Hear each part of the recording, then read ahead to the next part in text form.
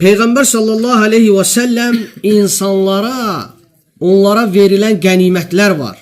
O qənimətlərin qədrini, qiymətini bilməyi tövsiyə etmiştir və buna təşviq etmiştir. İmam Hakimin rivayet etdiyi bir hədis var.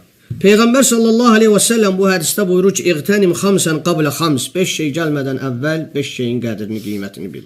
Fikir verin, hədisdə keçən cümlələrin hər biri insanın həyat dövrünü insana xatırladır.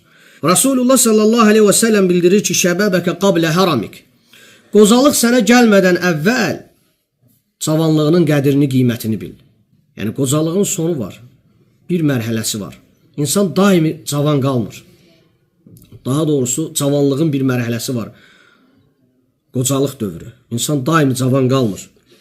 Sonra Peygamber sallallahu aleyhi ve sellem buyurur ki, وَسِحَّتَكَ قَبْلَ سَقَمِكَ. Xəstəlik sənə gəlmədən əvvəl sağlığının qədrini, qiymətini bil. Və sonra buyurur ki, وَغِنَاكَ قَبْلَ فَقِرِكَ.